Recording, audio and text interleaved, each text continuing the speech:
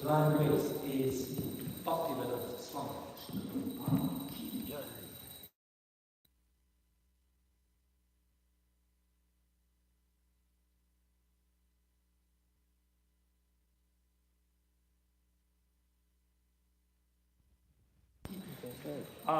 Kuti Vaishnavi.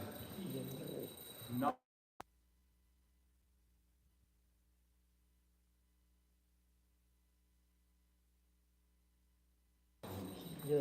Shishivara Krishna.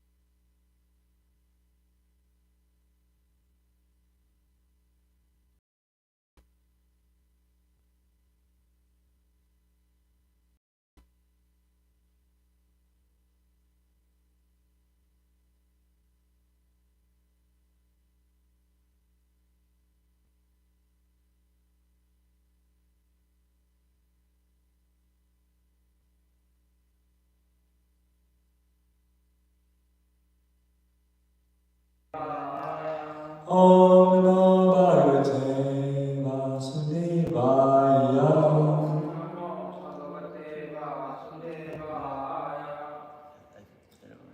Actually, this is a very famous verse.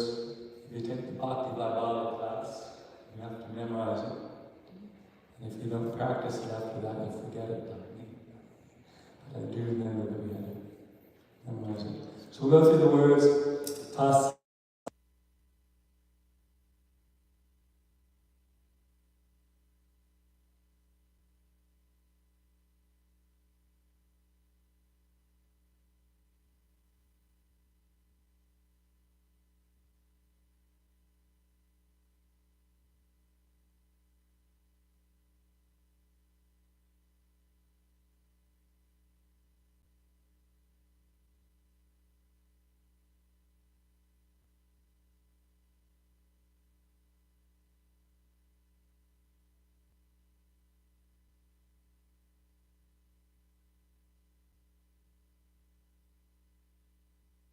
Rajasam api chidatanvaho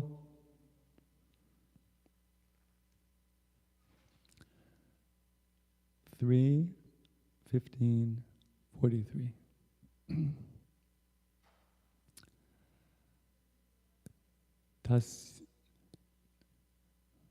Tasyaravinda nayanasya padaravinda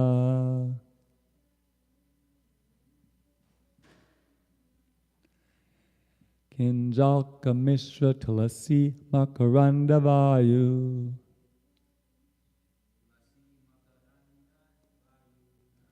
antargatas pavivarena chakaratesham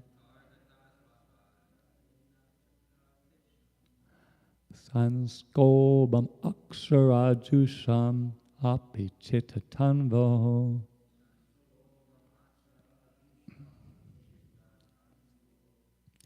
Tasyaravinda nayanasya padaravinda Kinjalka Mishra Tulasima Karandavayu Antargatas Pavivarena Chakaratesham Sanskobam Aksharajusham Apichita Tanvaho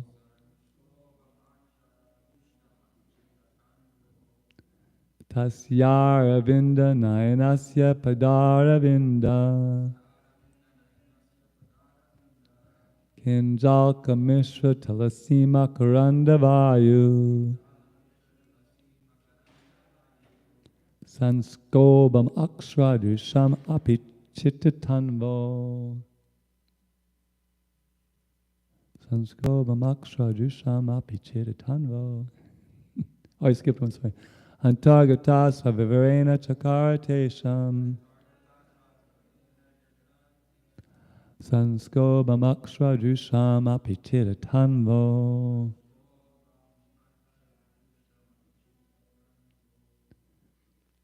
Okay, please chant. Tasya Ravinda Nayanasya Padara Vinda Tulasi Kinjalka Mishra Tulasi Markandayu Antargatas Havirena Chakartesham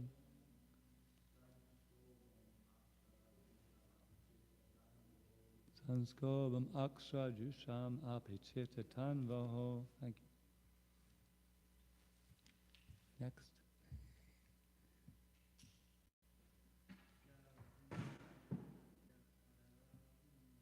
Tasya Ravinda Nayanasya Padanda Kinjalka Mishra Tulasima Karnanda Vayu Antar Suga Swavirena Chakartesham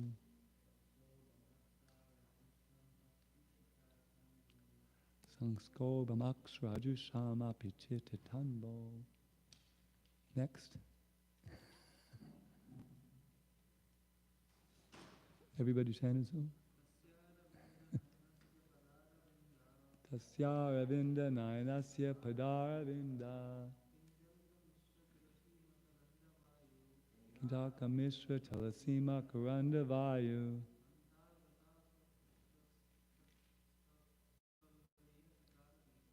Antagatas Vavirena Chakartesham Sanskobam Akshradusham Apichitatanbo.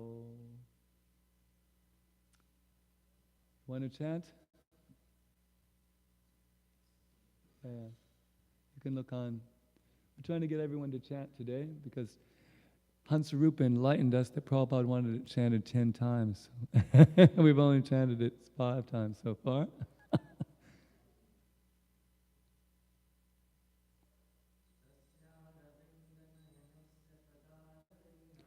Tasya Ravinda Nayanasya Padaravinda Kinjalka Mishra Tulasi Makarandavayu Antagatas Vavirena Chakartesham Sanskobam Akshradusham Apichitatanbo.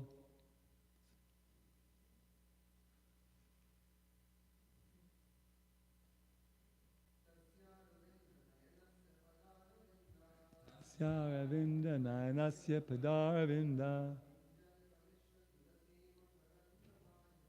Kinjalka Mishra Tulasi Makarandavayu Antagatas Vavirena Chakartesham Sanskobam Akshradusham Apichitatanbo. Let me try it.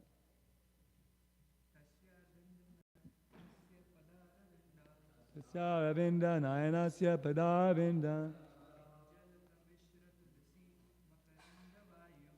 Jakamesha Tulasi Makaranda Vayu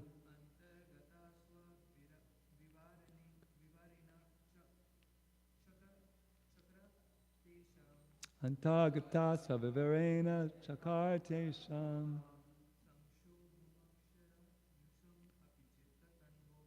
Sankstobam Akaram Shusham Apichiritanbo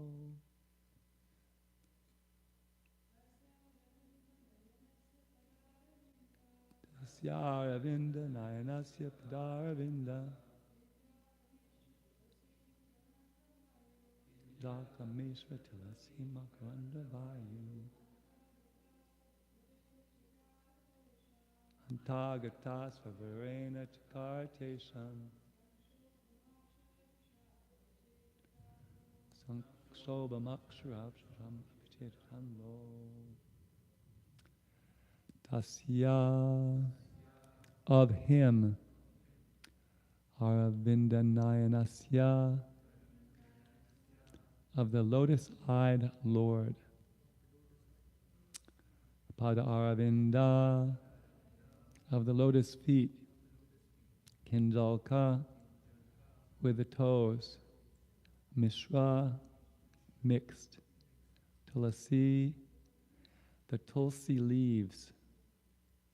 Makaranda, fragrance. Vayuhu, breeze. Antagata, entered within. Svavivarena, through their nostrils. Chakara, made. Tesham, of the Kumaras. Sankshkoba, agitation for change. Aksharajusham, attached to the impersonal Brahman realization. Api, even though. Chittatanvo, in both mind and body. Translation. When the breeze carrying the aroma of tulasi leaves from the toes of the lotus feet of the personality of Godhead entered the nostrils of those sages, they experienced a change both in body and in mind, even though they were attached to the impersonal Brahman understanding. Please repeat. When the breeze carrying the aroma of tulsi leaves from the toes of the lotus feet of the personality of Godhead entered the nostrils of those sages, they experienced a change both in body and mind, even though they were attached to the impersonal Brahman understanding.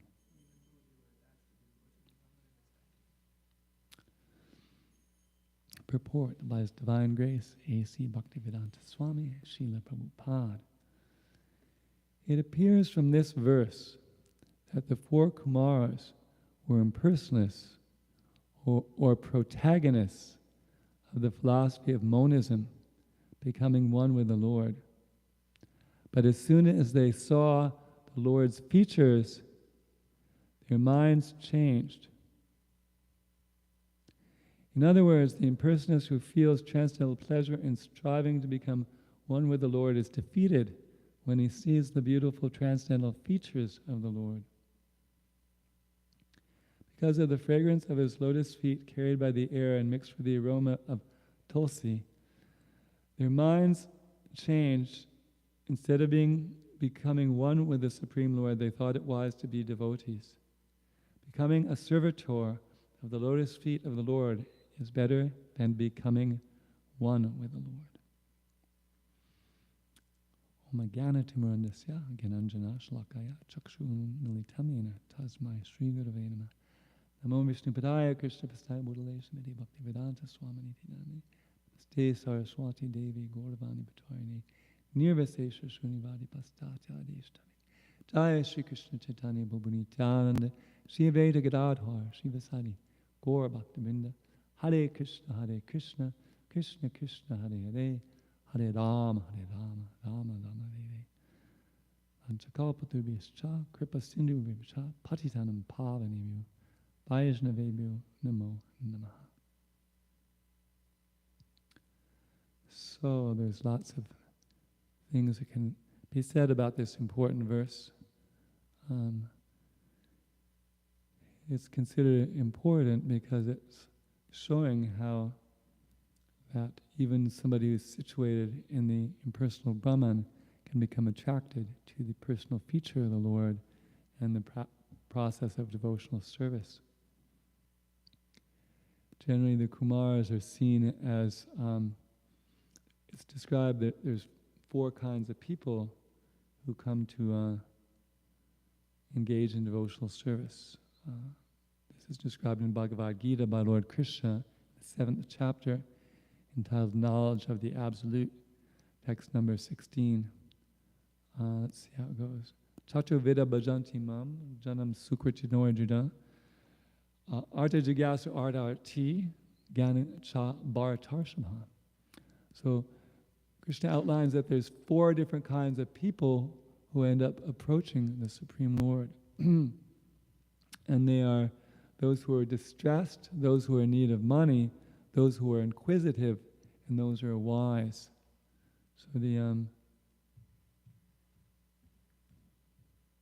Kumars are considered to be wise people because they're situated in Jnana Yoga. It's described that the different personalities are empowered by the Lord, and they're considered to be empowered by Jnana Shakti, the opulence of knowledge, whereas, for example, Narada is empowered by Bhakti Shakti, the empowerment to preach devotional service, and Prithu Maharaj is empowered with the power, Palana Shakti, the power to rule. So the Kumars are empowered with transcendental knowledge.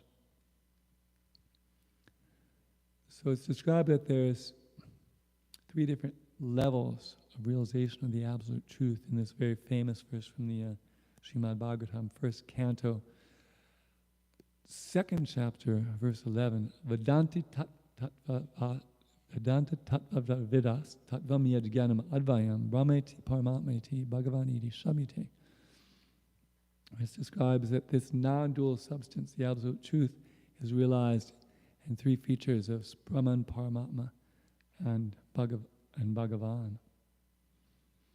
So it's interesting in this chapter that the Kumars are described as having these different realizations in different verses. Here they're described as being impersonalists, but earlier it was saying that they became angry because of their frustration in their attempt to see the Lord, which indicated they had some devotion to the Lord. Otherwise, they wouldn't have been disturbed by not being able to see Him. In another verse, it's described that formerly they just saw the Lord in their heart, but now they're seeing Him in person. So that would be, that Paramatma realization is where you see the Lord in the heart. So actually all these 3 realizations are mentioned in this chapter.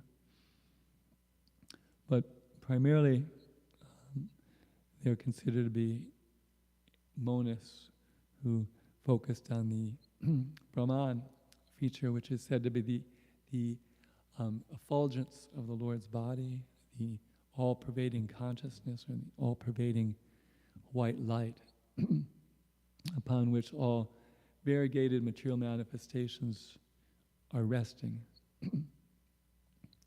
So, and another feature about this verse is that it shows that the Lord's body isn't material, because the Kumaras were past the stage of being attracted by anything material. They had given up all interest in material variety. They were only interested in spirit. So the fact that they're interested in the Lord and the Tulsi indicated that that these are spiritual varieties, and therefore these people who had given up all interest in material varieties, we're still interested in the spiritual variety of the Lord and the tulsi offered to him. So another thing that can be mentioned is there's Brahmavadis who realize this impersonal feature, and there's Mayavadis. And the Mayavadis are considered offenders to the Lord, whereas the Brahmavadis are considered just not to be aware of the Lord. So the Mayavadis, they consider all form to be material.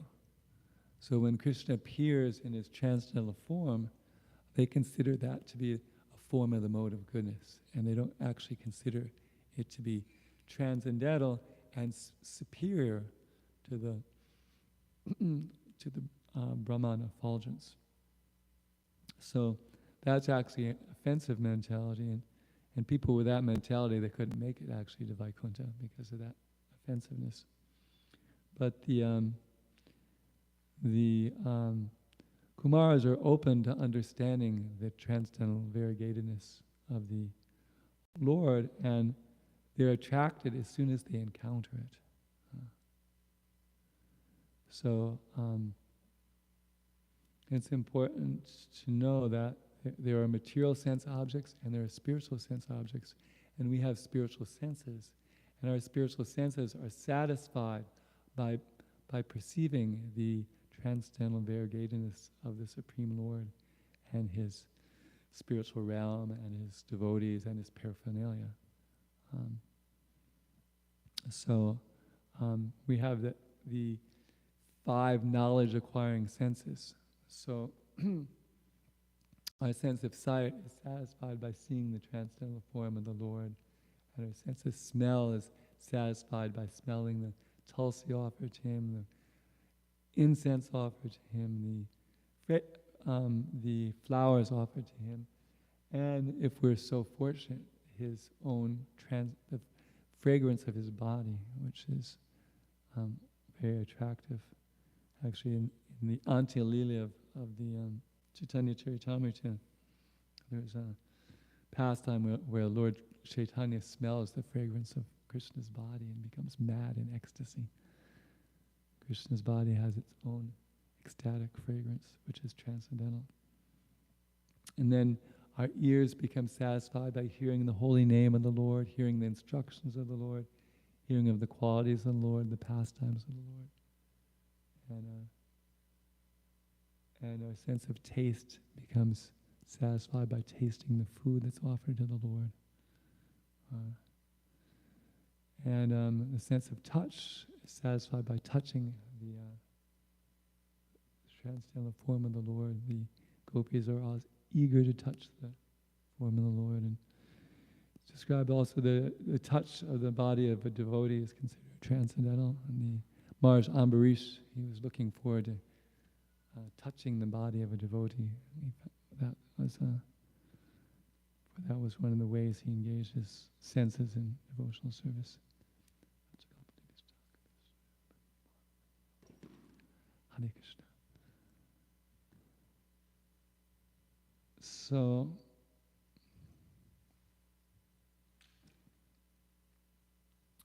the Kumaras were, when they encountered these transcendental sense objects, the form of the Lord and the fragrance of the tulsi that was offered to him, they were immediately attracted,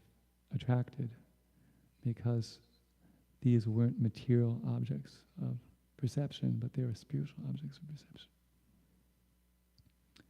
So it's an important understanding that in the liberated state we have senses and we have objects of sense perception which are transcendental, namely the Lord and his paraphernalia and the devotees in the spiritual world. They're all transcendental, and that our senses are satisfied by being in contact with them. Actually, there's a verse in the Bhakti Rasamrita Sindhu describing the Bhakti Sarva Padi Vinirmuktam Part Venam Nirmalam, Rishikena Rishikesha Sevanam Bhaktir Uchate. So Sarvapadi Vinirmuktam, when one is free from all designations. So actually the Kumaras were in a state of being free from all material designations because they were identifying themselves as spirit. There wasn't anything in the material world that was attractive to the Kumaras. They were only interested in transcendental knowledge. So they're actually free from all material designations. Part Vena Nirmalam. So that means when they're purified. The word mala means contamination. It's different than mala. Mala means garland. Mala means contamination. And nirmala means without contamination. So when we're freed from designations, we're not contaminated by material designations, then our senses are free. Shri Shri Radha Govinda ki jai, Shri Chaitanya Mahaprabhu ki jai, Shri Bhagavan ki jai. So when we're free from these designations and these impurities, then we can engage our senses in the service of the master of the senses, Rishikesha Sevanam. And this is called bhakti. So the Kumaras, because they were devoid of any material attachment, they were open for bhakti. When we're chanting Hare Krishna in public, we're presenting a transcendental sense object. We're presenting the holy name of the Lord, which is Sat Chit Ananda Vigraha. But most people are so absorbed in the material energy that even though we're presenting this Sat Chit Ananda Vigraha, that this holy name that is eternal, full of bliss and knowledge, people couldn't care less. They just walk by talking with their friends.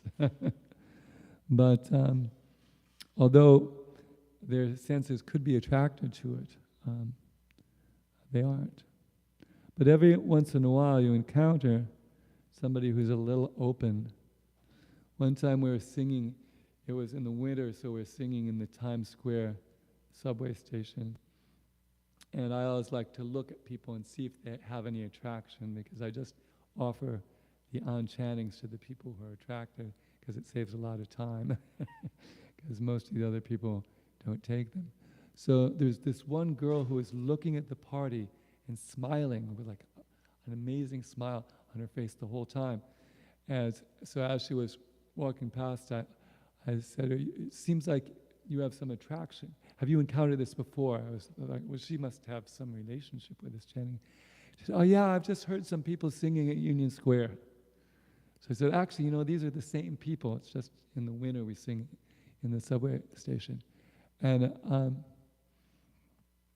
then I said something like, well, it seems that you really like the chanting. And she said, that chanting, that sounds like, that's the sound of pure joy. And that's really the truth, actually. The holy name is Sat Chit Ananda Vigraha. It's unadulterated ananda. It's transcendental bliss. But how many people experience it as transcendental bliss? People are covered more or less by the illusory energy. And the less they're covered, the more they're able to experience the absolute joy of the holy name. So these Kumaras, because they're completely free from all material coverings, when they encountered the Lord and they encountered the fragrance of the Tulsi, immediately they were attracted, because that's the natural position of the soul, is to be attracted by the Supreme Soul, Krishna. And therefore the liberated people, they're attracted immediately. And the other example of the liberated person being attracted is Shukadev Goswami, who as soon as he was born, he left home because he didn't want to get entangled in material affairs, because he thought the Grahastha life of Vyasadeva was too materialistic for him. which is pretty amazing.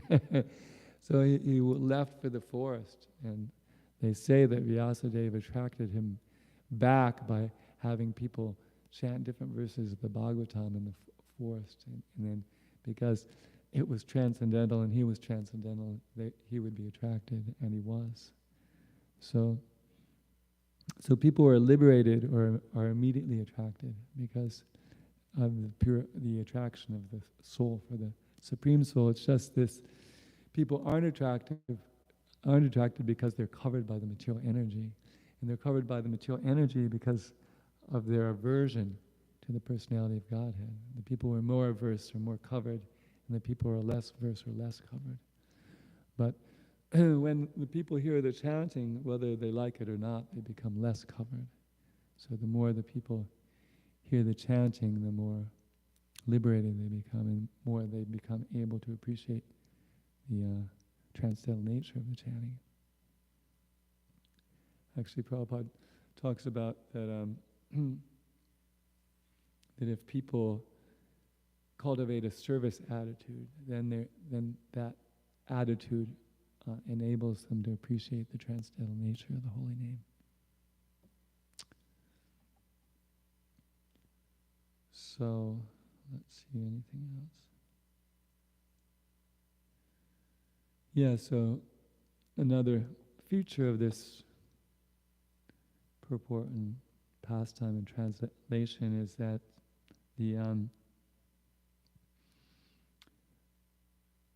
there's different realizations. There's becoming one with the Lord, and there's becoming a servant of the Lord.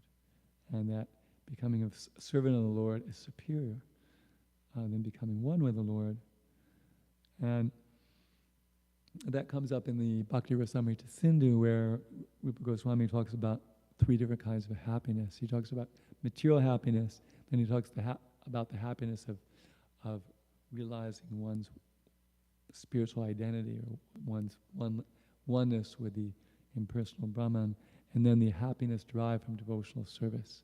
And there's all kinds of verses in there, verses that say that if you took like a fragmental part of the ocean of devotion, it would be millions of times greater than the impersonal realization.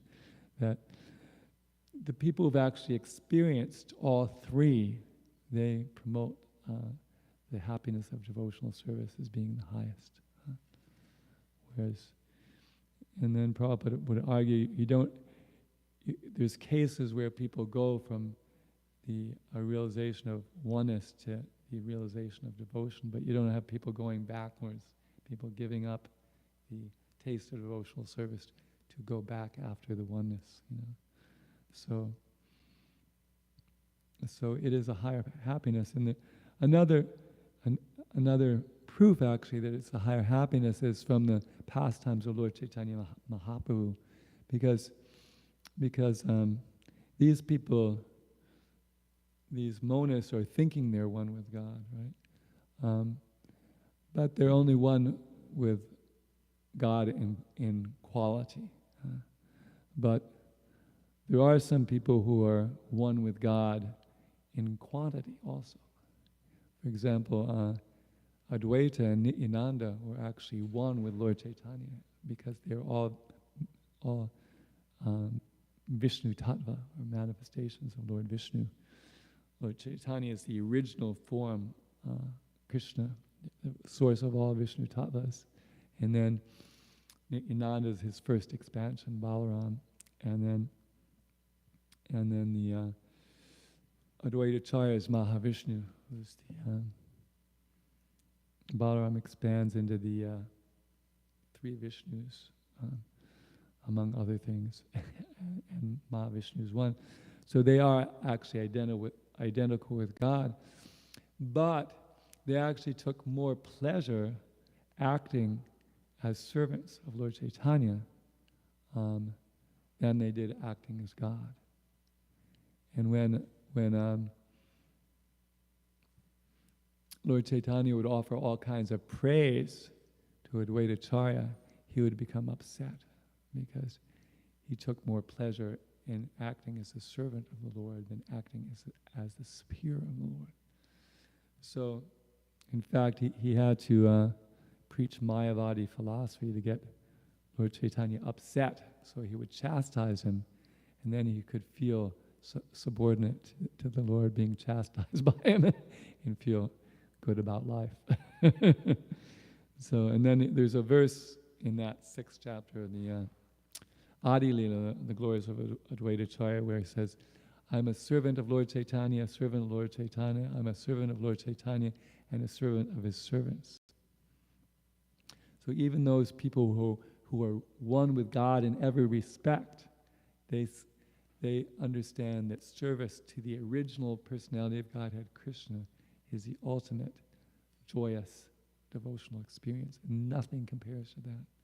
Therefore, they take pleasure being in servants of Lord Chaitanya more than pleasure in being the Supreme Lord himself.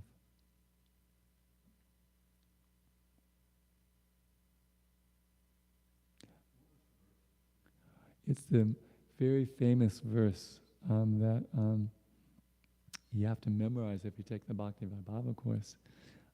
It's 43, and it's when the breeze carrying the aroma of tulsi leaves from the toes of the lotus feet of the personality of Godhead entered the nostrils of those sages, they experienced a change both in body and mind, even though they were attached to the impersonal Brahman understanding. Well, I have a question for Chandrasekhar Swami. I don't know if he's willing to. No, it's interesting because here they're described as being monists, right? But the fact that they became angry because they couldn't enter Vaikuntha indicated that they were bhaktas who were frustrated in their devotional service. And in another place, it was described that previously they were seeing the Lord in their heart, and now they were seeing him face to face. So actually in this one chapter, they're described as impersonalists and Paramatma realized yogis, and they're also being described as devotees.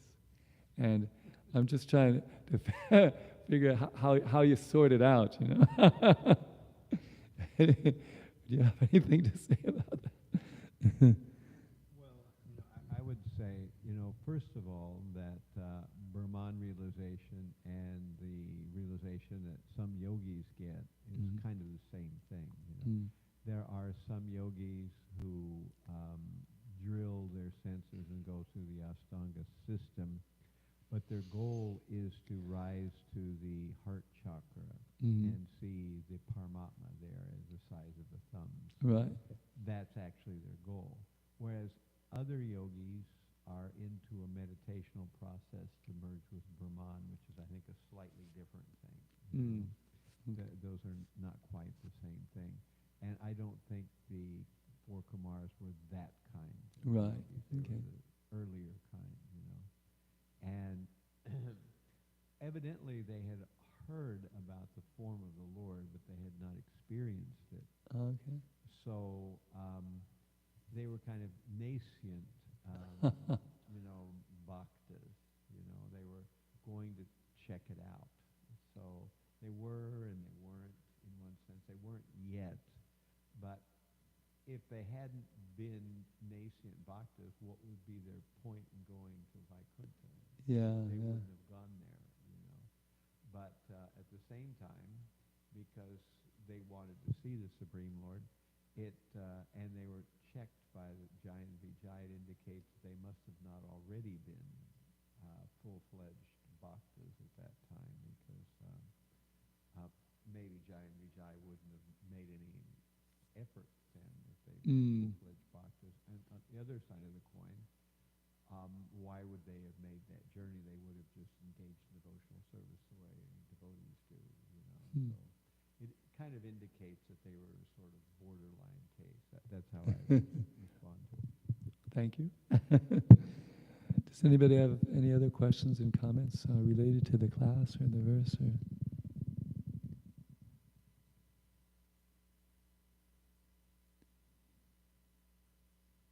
Wonder if anybody has any questions who's online. Do online questions show up here? Thank you for the nice class. I was just thinking, how can we, well, we do different services, and some service like Harinam is very ecstatic, and in these moments when it's really ecstatic, then I didn't realize like I don't need anything, and it's just pure joy, like everything what you were saying. But it seems like these moments, well, maybe they're not as often as I would like them to be in my life, and then like my mind comes back to all different desires and things like that. Even though I understand that okay, this is the best thing I want to do, but still I have so much attraction to different desires. What to do about this? Well, there's one verse that people sometimes quote in answer to that question, which you want to try and say it while I'm looking up the verse? Say it clearer. I guess the question is, even though sometimes we're experiencing this like high pleasure, high joy, still the mind goes into like different desires and different attractions to material things. So how to, even though with my mind understand that okay, this is the biggest thing, this is what I want to do, this is the highest thing, still like sometimes seems like there is not enough conviction in the heart, even of the experience in it. So what to do about this? There's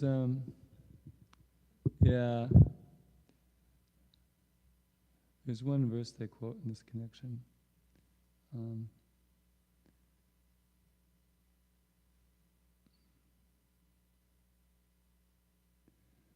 It comes from the Uddhava Gita, where Krishna is talking to Uddhava. Having awakened faith in the narration of my glories, being disgusted with all material activities, knowing that all sense gratification leads to misery, but still being unable to renounce all sense enjoyment, my devotee should remain happy and worship me with great faith and conviction. Even though he is sometimes engaged in sense enjoyment, my devotee knows that all sense gratification leads to a miserable result, and he sincerely repents such activities. So one thing it shows is that Krishna realizes that condition exists. He basically is saying, don't worry about it as long as you sincerely repent such activities, that someday you'll get past that. And so that's one thing that could be said. And another thing could be said that well, the mind is very much conditioned by many, many lifetimes of pursuit of sense gratification. So it's not a surprise for sense gratification to be in our mind and come up from time to time. But the more we become spiritually realized, the less we identify with the mind and its demands and feel that we have to actually do anything about what the mind says. Like one of the ways of controlling the mind is to neglect the mind. So even though the mind proposes so many things that we know won't actually satisfy us, we just bring it back to what we're supposed to be doing. Because as devotees, we're actually all supposed to be doing something. Whereas we either have a service or we have our sadhana.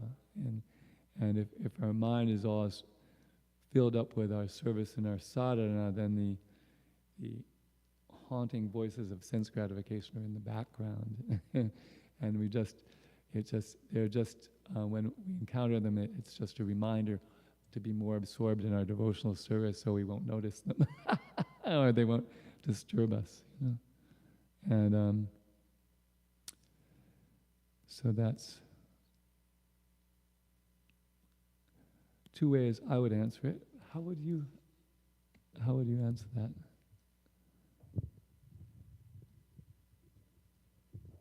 Actually, I think this is a very interesting topic, and Matuna and I have been talking about it quite a bit. That there's kind of, we say that there's jnanam and there's vijnanam. So jnanam is kind of like theoretical knowledge, and vijnanam is deep realization. And it kind of moves in a direction of thinking, feeling, willing, So we think about something. If we think about it long enough, we develop some feeling about it, which is much more deep and much more substantial as far as emotion goes. And that usually brings us to the final stage of willing, where we're actually doing something. So in the early stages of devotion, we kind of know what the right thing is to do, and but we are so lost still in material desires and in ignorance covered by the modes. All that gunk is there, and it takes a while for it to get, washed away, and it takes a while for us to reconnect with the deeper emotions of genuine love of God. We know about it at least theoretically. We hear Ado Shraddha Tatu Sadhu Sangata Bhajana Kriyata Narta Nivartishyat Tanishya Ruchista Taha Atta Shakti Tabalas Tata Prema Vyudanshati Sadhakanam Ayam Prema Pradurva Vevet Kramaha. So there are 9 stages of devotional service. And if we recognize that there are 9 stages, those are different emotional and psychological states of mind, So we can't just artificially jump from one higher stage. We have to go through the stages in between. And that requires, in many cases, time. It requires purification. And sometimes it requires us to do some other specific activities. And as we do them, devotional service is not just something we talk about, but something we're actually experiencing, And therefore, we're not just kind of paying lip service to devotional service while our internal emotions and our desires and tendencies are kind of walking in the opposite direction. It's kind of what it's like in the beginning. We are doing things kind of out of obligation and out of knowing that they're better, but we don't genuinely connect with them so much yet. But as sinful qualities and sinful nature are expunged, then we do come into contact with these deeper, feelings. And we genuinely feel, some ways that may even surprise us. I've actually experienced that a number of times, that sometimes, most of the time I'm in more Maya than I think I am, but there are a few times where I actually feel like I used to be attracted to that and I'm not. It's kind of an odd feeling, that some things do kind of go by the wayside. And it's a mysterious road, that road to that strange country called within. Inside us is a place we usually never go. And in our world culture, our modern Western world culture, people never encourage us to go there. People don't go there as a general rule.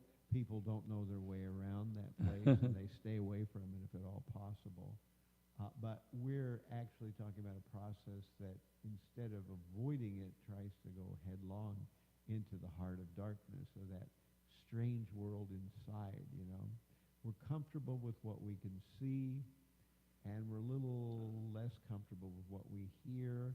But when it gets down to the level of what we smell and touch and taste inside, we're really lost there, generally speaking.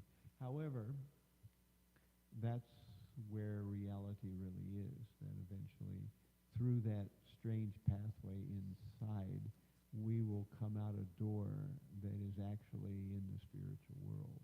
And at that point, our life here is over. It's finished, and we will never go back, because there won't be any reason to go back. We're here because we don't know any better and because we can't muster enough focus to leave. But one day, by Krishna's mercy, that will be the case. We will go through that door and never come back.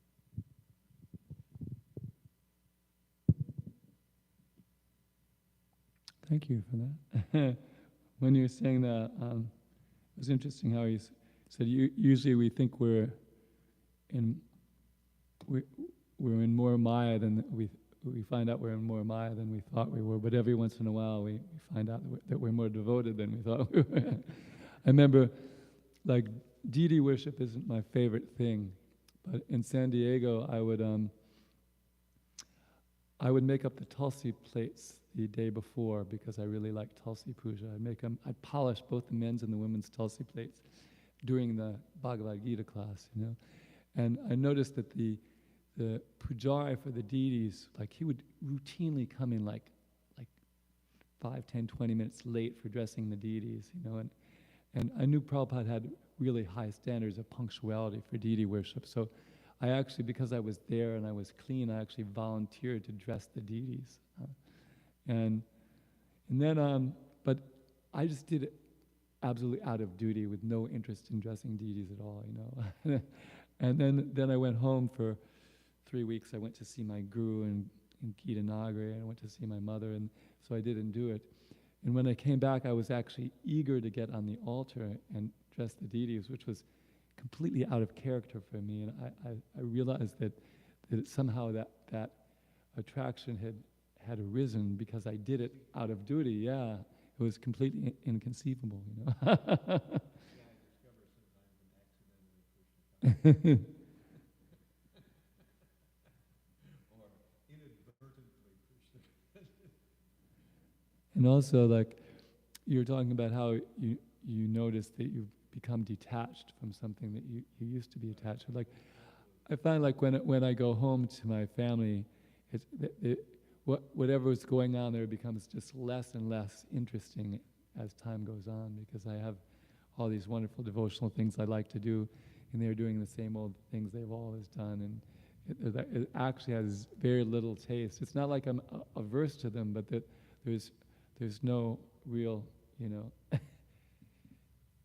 it's nothing compares to the ecstatic devotional experiences that I have here, and I wish they would come and visit me, and then I would have something to share with them, because I can't really share my joy with them there because it's not manifest because of the things that I like to do. I'm not doing, So. I sometimes think when I'm walking down a street here in New York, I look at the stores and I think, I would never go in that store. I would never go in that store. Right. I would never go in that store. There's nothing in that store that I'm interested in. You just kind of X them out. And I think, isn't that interesting? That something must be going right. Yeah, we become detached from a lot of things that we don't realize, and we're all the better for it, which means we have more time to, more availability to be attracted by Krishna, because there's just less Maya that we're attracted to. And you really see, when the people walk by the Harinam party, it's really clear how some people are just so absorbed, they're completely oblivious to this ecstatic kirtan that's going on. They're talking with their friend about something that's absolutely insignificant and mundane and of little relevance to their ultimate future or the future of the world or anything, but they're just fixed on it, But some people, they're a little open and they stop, and then there's some people who come by for 10 minutes after work because it makes them feel better about life, And, yeah. Wow, I guess we filled up the time to 9 o'clock by the grace of Krishna. We talked about devotional topics. So thank everyone for their contributions. Divine Grace, A.C. Bhaktivedanta Swami, Srila Prabhupada ki. Gauranga, Samaveda Bhaktivinoda ki. Gaur Premanand.